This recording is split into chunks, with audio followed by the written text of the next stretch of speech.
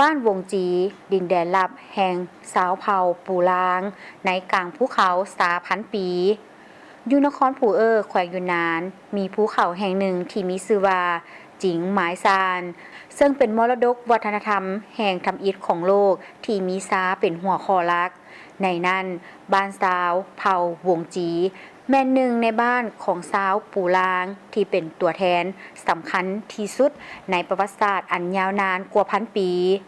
บรรพบุรุษสาวปูลางได้สร้างสรรค์เทคนิคปลูกสาใต้ป่าขึ้นอยู่ที่นี่สร้างภูมิทัศน์ที่ป่าไม้และต้นสาอยู่ร่วมกันเสริมสร้างปรากฏการณ์ถึงความกลมเกลียวให้ระหว่างคนและธรรมชาติเมื่อเข้าไปในบ้านวงจี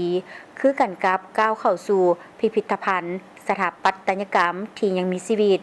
มีเฮือนไม้แบบยกพื้นหลายกว่า100หลังสร้างตามแนวภูสันถึงใส่เป็นบอนอยู่อาศัยและรับแขกกลางเฮือนมีเตาไฟที่บ่ดับตลอดปีส่วนด้านลุ่มใส่เก็บรักษาสิ่งของเหมาะสมกับสภาพอากาศเขตภูดอยของภาคใต้อยู่แห่งนี้สาได้กลายเป็นส่วนหนึ่งของชีวิตประจำวันของเผ่าวงจีไปแล้วเหมือนดังในบ้านที่มีคำกล่าวว่าทุกบ้านและทุกหลังคามีกลิ่นหอมของน้ำสาอยู่แน่นอน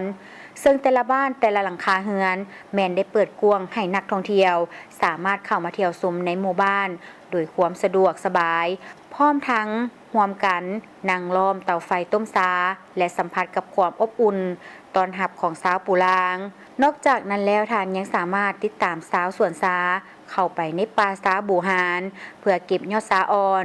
เรียนรู้ขั้นตอนการคั่วซาด้วยฟืนและการนวดซาด้วยมือตามวิธีดั้งเดิมพร้อมทั้งสามารถลองอัดซาผู้เป็นแผนซาของตนเองและนำความทรงจำอันแสนพิเศษนี้กลับไปด้วยตนเองอีกด้วย